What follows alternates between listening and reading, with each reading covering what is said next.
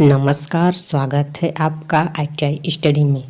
सबसे पहले हमारे सारे व्यूअर से विनम्र निवेदन है कि वो पहले वीडियो को लाइक और सब्सक्राइब कर दें। ठीक है, तो वीडियो शुरू करते हैं। लेते हैं क्वेश्चन नंबर 67 में क्या दिया है। वर्नियर कैलिपर में एक्स के रूप में चिन्हित भाग का नाम बताएं। ठीक, ये वर्नियर कैलिपर का चित्र दिया है। ये जो एक्स से दर्शाया है इस भाग का नाम बताना है। ठीक, ऑप्शन देख लेते हैं। ऑप्शन में क्या दिया है। ऑप्शन ए में दिया है बीम, ऑप्शन बी में दिया है फिक्स बार, ऑप्शन सी में दिया है डेप्थ बार, ऑप्शन डी में दिया है थंब लीवर। ठीक, तो इसका राइट आंसर क्या हो जाएगा? Option number C. ठीक है, ये आपका हो जाएगा डेप्थ बार। ठीक, क्वेश्चन नंबर 67 का जो राइट आंसर हो जाएगा ऑप्शन नंबर सी, डेप्थ बार। वर्नियर कैलिपर के अदर पार्ट के बारे में बात करें तो ये जो आपका चौड़ी सतह दिख रही है जिसको बीम बोला जाता है। ठीक, ये जो ग्रेजुएशन लाइन है आपका ब्लैक, ये है मेन स्केल। ठीक, अगर इस जॉ की बात करें तो ये आपका मूवेबल आउटर जा है, ये आपका फिक्स आउटर जा है, और ये जो पार्ट है आपका मूवेबल इनर जा है। ये जो पार्ट आपका है ये इनर फिक्स जा है। ठीक, इस जो जा का काम होता है, ये दोनों जा किसी भी जॉब की अंदरूनी साइज को मेजरमेंट करता है। ठीक, और ये दोनों जा हैं, ये दोनों जा वर्नियर कैलिपर के किसी भी जॉब की बाहरी माप को मेजरमेंट करता है। ठीक, और ये जो आपका डेप्थ बार है जिसका कार्य है किसी भी जॉब की गहराई को मेजरमेंट करना। ठीक, और आपका ये जो नीचे मेन स्केल के जस्ट नीचे जो ग्रेजुएशन लाइन दिख रही है ये आपका है वर्नियर स्केल। ठीक, और भी वर्नियर कैलिपर्स की कुछ बेसिक जानकारी आपको बताते हैं। जो वर्नियर कैलिपर है यह एक सूक्ष्म मापी यंत्र है। ठीक, आपका ये जो वर्नियर कैलिपर है यह एक सूक्ष्म मापी यंत्र है। ठीक, यह ब्रिटिश प्रणाली में जो इसकी एक्यूरेसी है, शुद्धता है, ब्रिटिश प्रणाली में 0.001 इंच की शुद्धता में यह मेजरमेंट करता है। ठीक, और मीट्रिक की बात कर लें तो मीट्रिक में जो इसकी शुद्धता है वह है 0.02 mm की शुद्धता में यह मेजरमेंट करता है मीट्रिक में। ठीक, बढ़ते हैं अगले क्वेश्चन की तरफ। अगला क्वेश्चन है क्वेश्चन नंबर 68 में क्या पूछा है। संयोजन सेट में प्रोटेक्टर हेड की परिशुद्धता क्या है। ठीक, ये क्वेश्चन पूछ रहा है कि जो संयोजन सेट है आपका जो कॉम्बिनेशन सेट होता है, कॉम्बिनेशन सेट का ये जो प्रोटेक्टर हेड है ये उसका पार्ट है। ठीक, तो जो कॉम्बिनेशन सेट में प्रोटेक्टर हेड की परिशुद्धता क्या है। ठीक, ये क्वेश्चन पूछा है। ठीक, कॉम्बिनेशन सेट में प्रोटेक्टर हेड की परिशुद्धता क्या है। ठीक, जो प्रोटेक्टर हेड है यह कॉम्बिनेशन सेट का एक भाग है, एक पार्ट है। ठीक, और इसी भाग और इसी पार्ट की परिशुद्धता को पूछ दिया है। ठीक, ऑप्शन देख लेते हैं। ऑप्शन में क्या दिया है। ऑप्शन ए में दिया है 1 डिग्री, ऑप्शन बी में दिया है 5 डिग्री, ऑप्शन सी में दिया है 5 मिनट, ऑप्शन डी में दिया है 5 सेकेंड। ठीक, तो इसका राइट आंसर क्या हो जाएगा। क्वेश्चन नंबर 68 का जो राइट आंसर है ऑप्शन नंबर ए, ये आपका हो जाएगा 1 डिग्री। ठीक, अब बढ़ते हैं अगले क्वेश्चन की तरफ। अगला क्वेश्चन है क्वेश्चन नंबर 69 में क्या दिया है। एक ट्राई स्क्वायर की परिशुद्धता है। ठीक, इसमें पूछा है ये जो ट्राई स्क्वायर है एक ट्राई स्क्वायर की परिशुद्धता पूछा है। ठीक, इसकी एक्यूरेसी क्या है, जो ट्राई स्क्वायर है उसकी एक्यूरेसी को पूछ दिया है। ठीक, ऑप्शन देख लेते हैं। ऑप्शन में क्या क्या दिया है। ऑप्शन ए में दिया है 0.02 mm प्रति 10 mm लंबाई में। ऑप्शन बी दिया है 0.004 mm प्रति 10 mm लंबाई में। ऑप्शन सी दिया है 0.002 mm प्रति 10 mm लंबाई में। ऑप्शन डी दिया है 0.001 mm प्रति 10 mm लंबाई में। ठीक, तो ट्राई स्क्वायर की जो एक्यूरेसी है, शुद्धता है, वह कितना होता है 0.002 mm प्रति 10 mm लंबाई में ट्राई स्क्वायर की शुद्धता होता है। ठीक, तो क्वेश्चन नंबर 69 का जो राइट आंसर है ऑप्शन नंबर सी। ठीक, अब बढ़ते हैं अगले क्वेश्चन की तरफ। अगला क्वेश्चन है क्वेश्चन नंबर 70 में क्या पूछा है।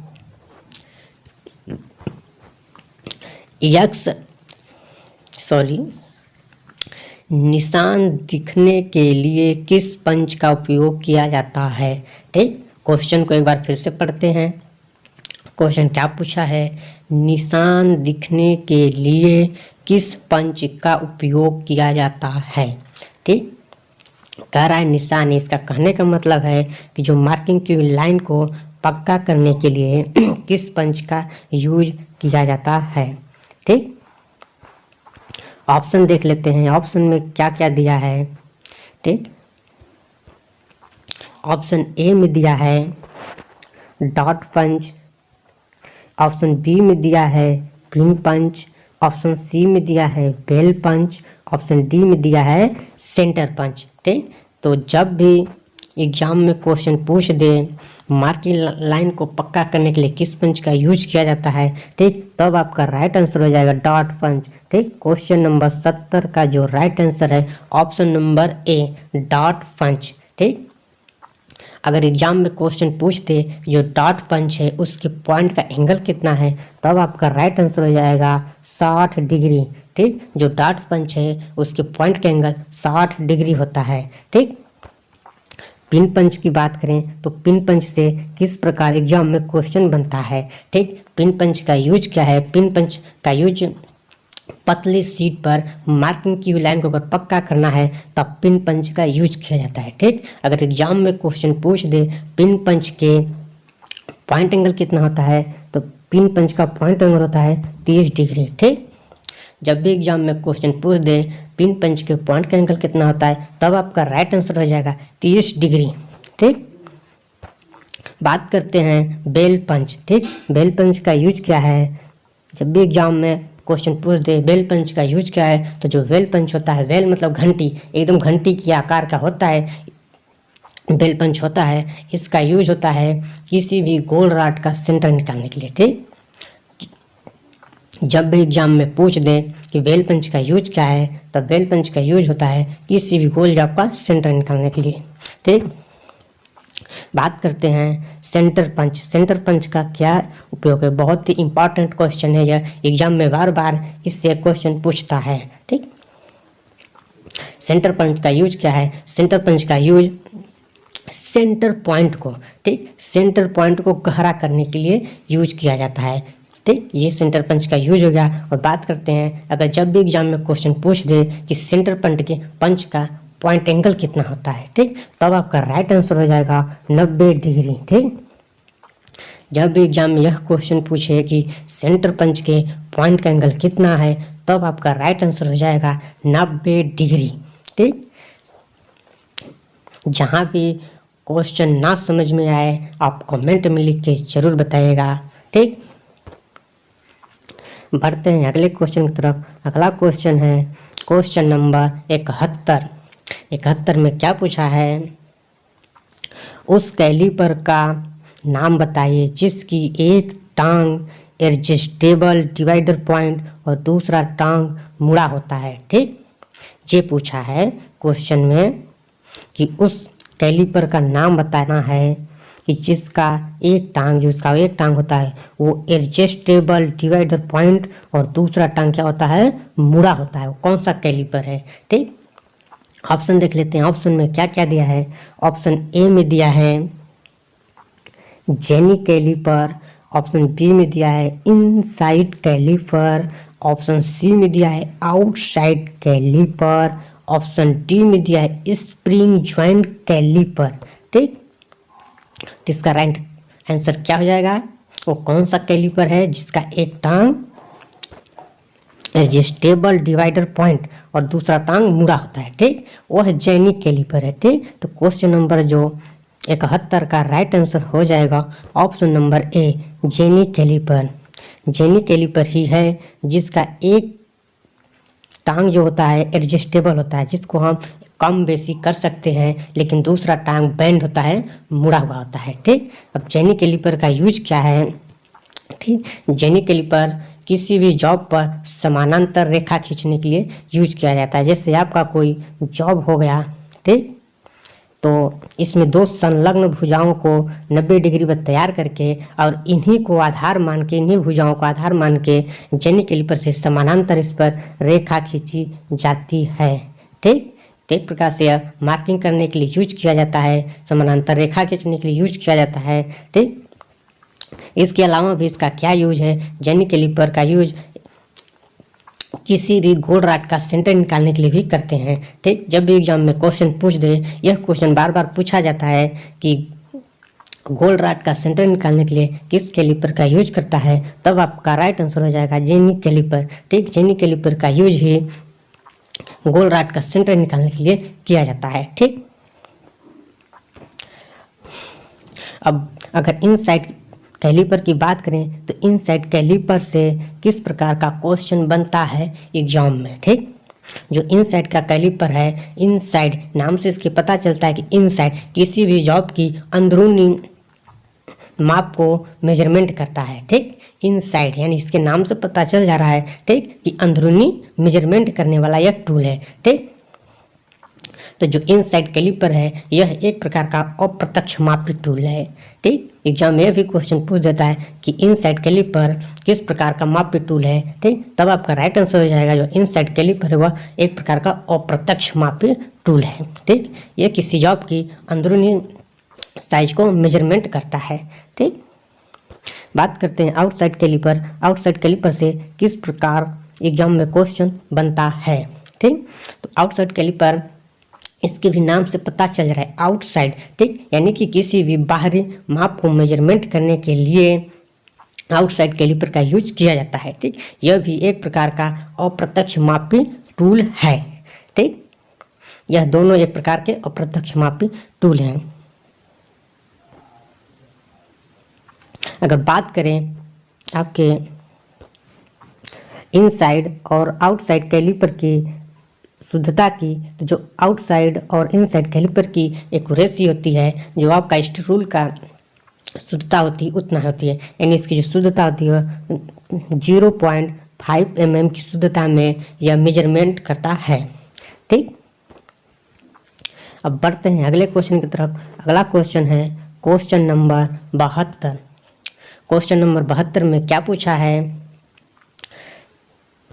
सतह गेज में यक्स में चिन्हित भाग का नाम क्या है। ठीक, इसमें पूछा है कि सतह गेज में यक्स के रूप में चिन्हित भाग का नाम। ठीक, ये आप यक्स से दर्शा दिया है, ये जो भाग है इसका नाम क्या है, यही क्वेश्चन पूछ रहा है। ठीक, ऑप्शन को देख लेते हैं, ऑप्शन में क्या क्या दिया है। ऑप्शन ए में दिया है नट, ऑप्शन बी में दिया है स्नग, ऑप्शन सी में दिया है स्पिंडल, ऑप्शन डी में दिया है स्क्राइबर। ठीक, इसका राइट आंसर क्या हो जाएगा अगर आपको मालूम है तो कमेंट में लिख के जरूर बताइएगा। ठीक, तो जो इसका राइट आंसर हो जाएगा ये स्नग हो जाएगा। ठीक, एक क्वेश्चन और बनता है एग्जाम में कि स्क्राइबर को कौन यूनिवर्सल सरफेस गेज का कौन सा भाग पकड़ता है। ठीक, बहुत ही इंपॉर्टेंट क्वेश्चन है, बार बार ये एग्जाम में पूछ देता है कि यूनिवर्सल सरफेस गेज का जो सतह गेज है उसका कौन सा पार्ट स्क्राइबर को पकड़ता है। ठीक, तो ये आप स्नग देख सकते हैं, स्नग ही स्क्राइबर को पकड़ के रखा है। ठीक, तो ये पार्ट स्नग हो गया, ये आपका स्क्राइबर हो गया, ये स्पिंडल हो गया, और ये इसके नीचे का जो भाग है ये बेस है। ठीक, अगर बात कर लें जो सतह गेज है यह कितनी शुद्धता में मार्किंग करता है। ठीक, तो इसकी जो शुद्धता है 1/2 mm मीट्रिक में हो गई, और ब्रिटिश की बात करें तो 1/64 इंच ये ब्रिटिश प्रणाली में है इसकी शुद्धता। ठीक, ठीक, बढ़ते हैं अगले क्वेश्चन की तरफ। अगला क्वेश्चन है क्वेश्चन नंबर 73। 73 में क्या पूछा है,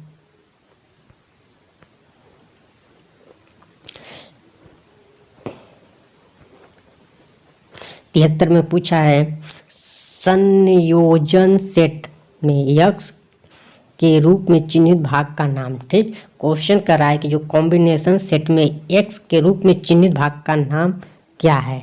ठीक, अब इसके भाग देख लेते हैं। ये जो कॉम्बिनेशन सेट का ये कौन सा भाग है। ठीक है, ये है आपका कॉम्बिनेशन सेट का भाग। ठीक, ये कॉम्बिनेशन सेट का भाग दिया है, ये पूछा है कि ये कॉम्बिनेशन सेट का कौन सा भाग है। ठीक, यानी ये कॉम्बिनेशन सेट का एक भाग है, अब इसका नाम बताना है, ये क्वेश्चन पूछ रहा है। ठीक, ऑप्शन देख लेते हैं। ऑप्शन में क्या दिया है, ऑप्शन ए में दिया है बेबल हेड, ऑप्शन बी में दिया है सेंटर हेड, ऑप्शन सी में दिया है स्क्वायर हेड, ऑप्शन डी में दिया है प्रोटेक्टर हेड। ठीक, इसका राइट आंसर क्या हो जाएगा, यह चित्र देखकर आप कमेंट में लिखकर जरूर बताइएगा कि यह कॉम्बिनेशन सेट का कौन सा भाग है। ठीक, तो जो इसका राइट आंसर हो जाएगा option number D protector head. ये आपका जो भाग एक्स से दर्शाया है ये प्रोटेक्टर हेड है। ठीक, अब बात करते हैं जो कॉम्बिनेशन सेट में प्रोटेक्टर हेड है उसकी शुद्धता क्या है।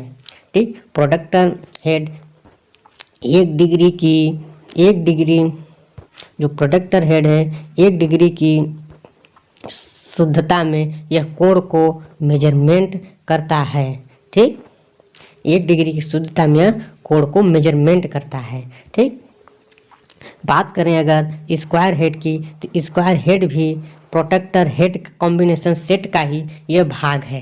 ठीक, जो स्क्वायर हेड है यह भी कॉम्बिनेशन सेट का ही भाग है। इसका क्या यूज है। ठीक, जो स्क्वायर हेड होता है यह समतलता चेक किया जाता है और इससे 90 डिग्री और 45 डिग्री के कोण भी चेक किए जाते हैं। ठीक, तो जो कॉम्बिनेशन सेट का स्क्वायर हेड है यह समतलता भी चेक करता है और किसी भी जॉब पर 90 डिग्री 45 डिग्री के कोण को भी चेक कर लेता है। ठीक, अगर बात करें सेंटर हेड की तो सेंटर हेड भी कॉम्बिनेशन सेट का एक भाग है। सेंटर हेड का यूज क्या होता है, यह किसी भी गोल रॉड का सेंटर निकालने के लिए यूज किया जाता है। ठीक, जब भी एग्जाम में क्वेश्चन पूछ दे कॉम्बिनेशन सेट के सेंटर हेड का यूज क्या है तब आपका राइट आंसर हो जाएगा सेंटर हेड। ठीक, किसी भी गोल रॉड का सेंटर निकालने के लिए सेंटर हेड का यूज किया जाता है।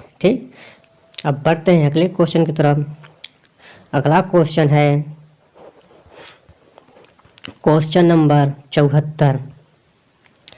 74 में क्या पूछा है, इस प्रकार के डेटम का पालन किया जाता है। ठीक, किस प्रकार के डेटम का पालन किया जाता है। ठीक, क्वेश्चन पूछा है 74 नंबर क्वेश्चन में पूछा है ये किस विधि से मार्किंग की गई है। ठीक, ये मार्किंग के मेथड को पूछा है। ठीक, यही पूछना चाह रहा है ये क्वेश्चन के बार फिर से पढ़ देते हैं, किस प्रकार के डेटम का पालन किया जाता है। ठीक, ये आपका क्वेश्चन है। क्वेश्चन में पूछा है, ये चित्र दिया है, ये जो चित्र दिया है ये पूछा है कि ये किस मेथड से मार्किंग किया गया है। ठीक, यही पूछा है, चित्र को दर्शाकर ये पूछा है। ठीक, तो ऑप्शन देख लेते हैं। ऑप्शन ए में क्या दिया है, ऑप्शन ए में दिया है एज डेटम, ऑप्शन बी में दिया है बिंदु डेटम, ऑप्शन सी में दिया है सेंटर रेखा डेटम, ऑप्शन डी में दिया है संदर्भ रेखा डेटम। ठीक, ये तो ऑप्शन हो गई।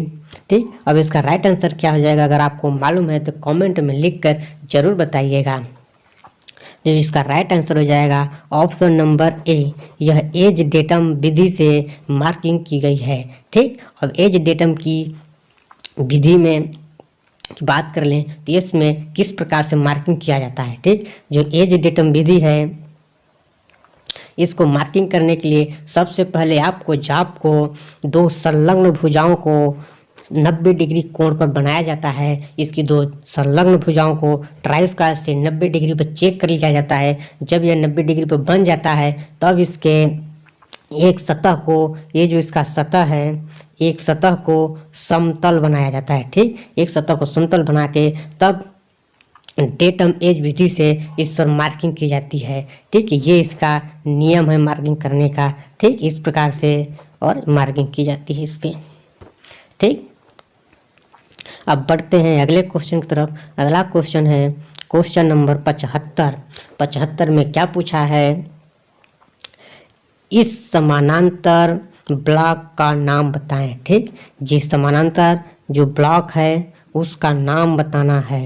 ठीक, इसमें जो दिया है समानांतर ब्लॉक का नाम। ठीक, अब देख लेते हैं समानांतर का ब्लॉक का चित्र कहाँ पर है। ठीक, ये दिया है आपका समानांतर ब्लॉक है। ठीक, ये क्या है, ये समानांतर ब्लॉक है, लेकिन ये किस प्रकार का समानांतर ब्लॉक है। ठीक है, उसका नाम बताना है। ठीक, ऑप्शन देख लेते हैं ऑप्शन में क्या क्या दिया है।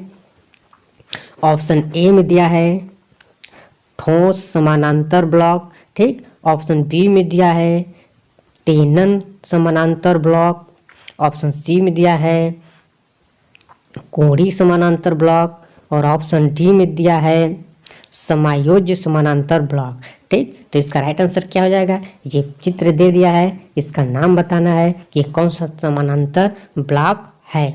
ठीक, तो इसका जो राइट आंसर हो जाएगा ऑप्शन नंबर डी, ये समायोज्य समानांतर ब्लॉक, यानी ये जो आपका समानांतर ब्लॉक दिया है ये एडजस्टेबल पैरेलल ब्लॉक है। ठीक, अब बात कर लेते हैं एग्जाम में इससे किस प्रकार के क्वेश्चन पूछे जाते हैं। जब भी एग्जाम में पूछ दे, ये आप तो पहचान गए हैं कि ये समानांतर एडजस्टेबल समानांतर ब्लॉक है।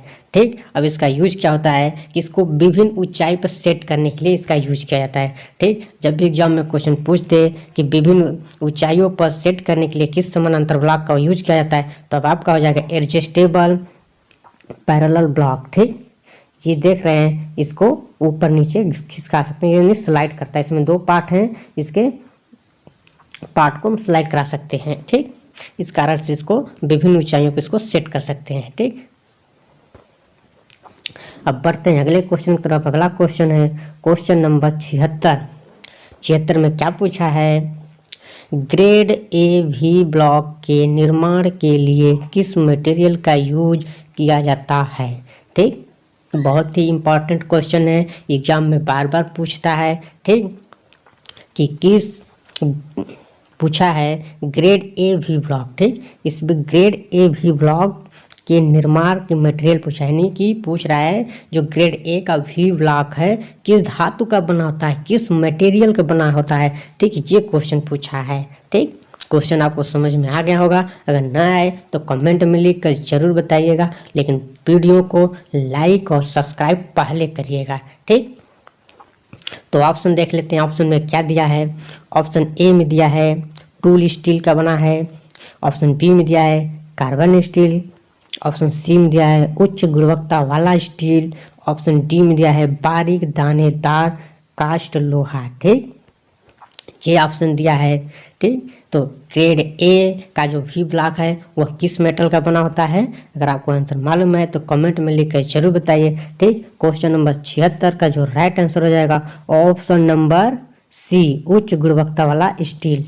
ठीक, और क्या ए ग्रेड से क्वेश्चन बनता है जो कि एग्जाम में पूछता है। ठीक, जो ए ग्रेड का भी ब्लॉक है वह आपका टूल रूम में प्रयोग किया जाता है, क्योंकि इसकी शुद्धता अधिक है।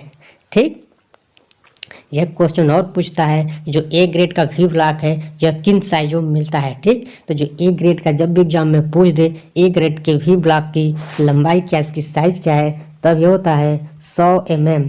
ठीक, 100 mm की साइज में यह मिलता है। यह क्वेश्चन एग्जाम में बार बार पूछ देता है। ठीक, कि ए ग्रेड के वी ब्लॉक की मटेरियल क्या है। जब मटेरियल पूछे तब आपका हो जाएगा हाई क्वालिटी स्टील यानी उच्च गुणवत्ता वाला स्टील। ठीक, लेकिन जब पूछ दे ग्रेड ए वी ब्लॉक की लंबाई क्या है, साइज क्या है, तब आपका राइट आंसर हो जाएगा 100 mm। ठीक, 100 mm की लंबाई में यह मिलता है।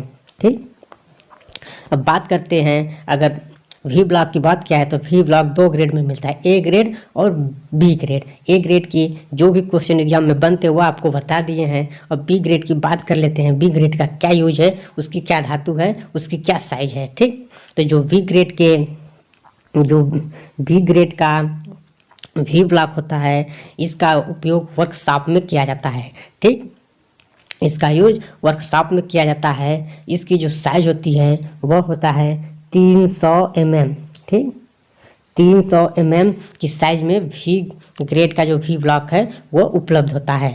ठीक, अगर बात करें इसकी मटेरियल की तो इसका जो मटेरियल होता है वह बारीक दानेदार वाला कास्ट लोहा बना होता है यानी कास्ट आयरन का बना होता है। ठीक, जब भी एग्जाम में पूछ दे ग्रेड वी ब्लॉक का मटेरियल क्या है तो अब इसका राइट आंसर हो जाएगा बारीक दानेदार वाला कास्ट लोहा। ठीक, वी ब्लॉक के ए ग्रेड और बी ग्रेड दोनों से जो भी एग्जाम में क्वेश्चन पूछा जाता है वो आपको बता दिए हैं। ठीक है, अब बढ़ते हैं अगले क्वेश्चन की तरफ। अगला क्वेश्चन है क्वेश्चन नंबर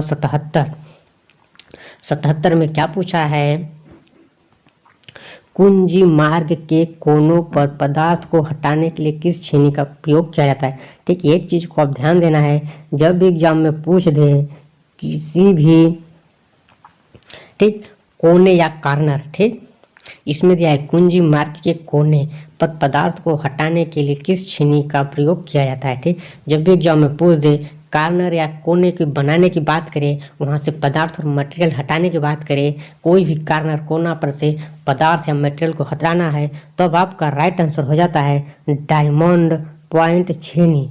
ठीक, ऑप्शन में क्या क्या दिया है, ऑप्शन ए दिया है फ्लैट छेनी, ऑप्शन बी दिया है डायमंड पॉइंट छेनी, ऑप्शन सी दिया है क्रॉस कट छेनी, ऑप्शन डी दिया है हाफ राउंड नोज छेनी। ठीक, तो जिसका राइट आंसर हो जाएगा क्वेश्चन नंबर 77 का डायमंड पॉइंट छेनी। ठीक, जब भी एग्जाम में पूछ दे क्वेश्चन कॉर्नर जो कॉर्नर है या कोनों से पदार्थ को हटाना है तब आपका राइट आंसर हो जाएगा डायमंड पॉइंट छेनी। ठीक, बात कर लेते हैं फ्लैट छेनी से क्या एग्जाम में क्वेश्चन बनता है। ठीक, जो फ्लैट छेनी है इसका यूज क्या है, तो फ्लैट छेनी का यूज चिपिंग करने के लिए करते हैं, फ्लैट सीट को काटने के लिए करते हैं, रॉड को काटने के लिए यूज किया जाता है। ठीक, बात करते हैं क्रॉस कट छेनी का यूज क्या है, इससे किस प्रकार का क्वेश्चन एग्जाम में बनता है। जो क्रॉस कट छेनी है इसका यूज कीवे बनाने के लिए किया जाता है। ठीक, अब हाफ राउंड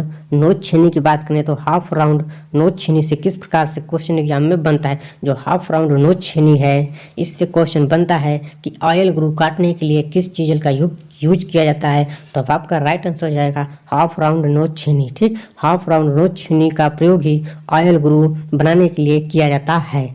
ठीक, अब बढ़ते हैं अगले क्वेश्चन की तरफ। अगला क्वेश्चन है क्वेश्चन नंबर 78 में क्या पूछा है, किस फाइल में एक दिशा में दांते कटे होते हैं। ठीक, क्वेश्चन पूछा है कि वो कौन सा फाइल है, वो किस फाइल में जो है कि दांते एक ही दिशा में कटे होते हैं। ठीक, ये क्वेश्चन पूछा है। ऑप्शन देख लेते हैं, ऑप्शन में क्या दिया है। ऑप्शन ए में दिया है सिंगल कट। ठीक, ऑप्शन ए में दिया है single cut file, option B में दिया है curve cut file, option C में दिया है सेकेंड कट फाइल और ऑप्शन डी में दिया है डबल कट फाइल। ठीक, तो ये क्वेश्चन पूछा है कि किस फाइल में एक ही दिशा में दांते कटे होते हैं, तब आपका राइट आंसर हो जाएगा option number a single cut जो फाइल है इसमें एक ही दिशा में दांते कटे होते हैं। ठीक, जो इसके दांते कटे होते हैं एक दिशा में, ये कितने डिग्री पर होते हैं। ठीक, ये भी एग्जाम में क्वेश्चन पूछ देता है। ठीक, जब भी सिंगल कट फाइल के दांतों के एंगल पूछ दे तो अब आपका राइट आंसर हो जाएगा 60 डिग्री। ठीक, इसके जो एंगल कटे होते हैं वो 60 डिग्री पर होते हैं। ठीक, बात करते हैं सेकेंड कट फाइल से किस प्रकार से एग्जाम में क्वेश्चन बनता है। ठीक, जो सेकेंड कट फाइल है इसका यूज क्या है, किसी भी जॉब को फिनिश साइज के करीब लाने के लिए सेकेंड कट फाइल का यूज किया जाता है। ठीक,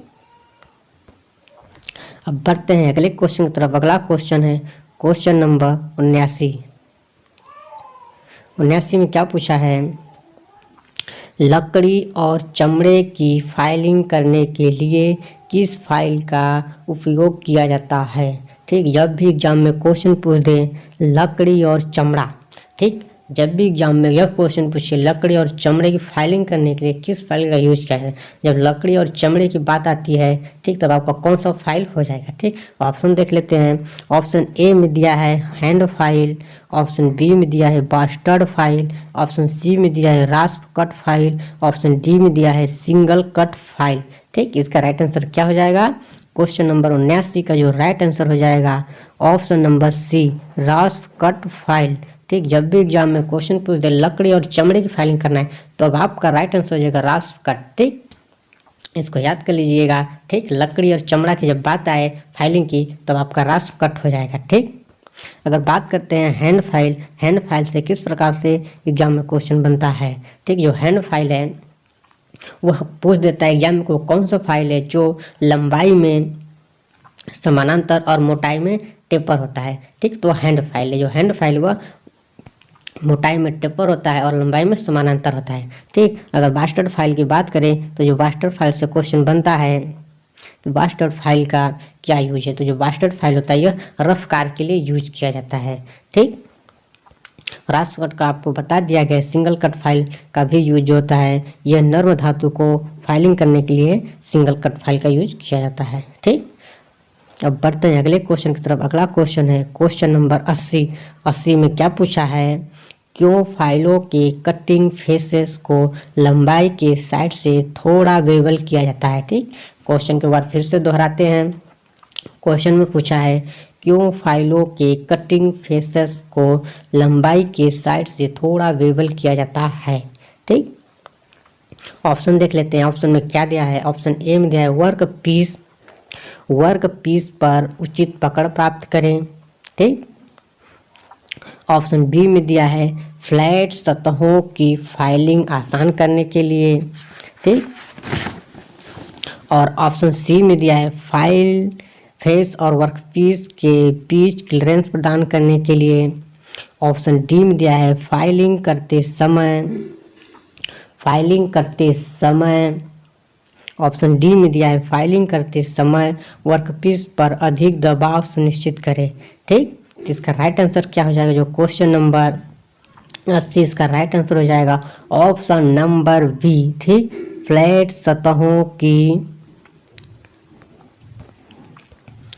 ये हो जाएगा आपका फ्लैट सतहों की फाइलिंग आसान करने के लिए। ठीक, जो क्वेश्चन नंबर 80 का राइट आंसर हो जाएगा ऑप्शन नंबर बी। ठीक, अब बढ़ते हैं अगले क्वेश्चन की तरफ। अगला क्वेश्चन है क्वेश्चन नंबर 81। 81 में क्या पूछा है, ब्लेड की किस पिच का उपयोग कांस्य, पीतल और कास्ट आयरन काटने के लिए किया जाता है। ठीक, इसमें पूछा है कि ब्लेड के किस पिच का उपयोग कांस्य, पीतल और कास्ट आयरन। ठीक, ऑप्शन देख लेते हैं। ऑप्शन में क्या क्या दिया है।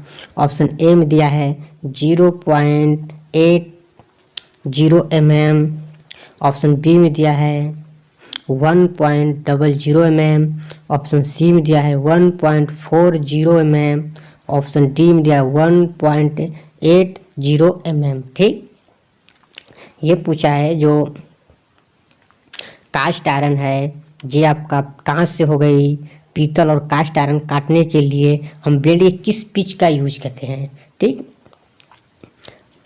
ब्लेड में कौन कौन से पिच यूज होता है, कोर्स पिच हो गया, फाइन पिच और वेरी फाइन पिच। ठीक, ये 3 प्रकार से आपका पिच की सेटिंग है। ठीक, तो इसका राइट आंसर क्या हो जाएगा, क्वेश्चन नंबर 81 का जो राइट आंसर हो जाएगा ऑप्शन नंबर डी, ये आपका हो जाएगा